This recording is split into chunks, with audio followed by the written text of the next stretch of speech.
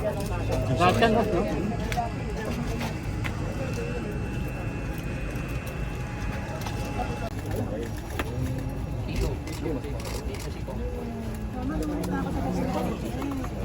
Oo. Pinababa ko na po. Kahon pa nga lang yun.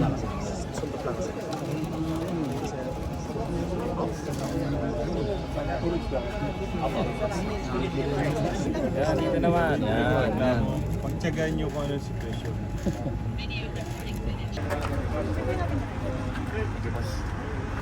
Yun ang pagsalita ng filing of cases, 12 hinggil dito sa nangyaring pagkuslit ng smuggling ng makarel.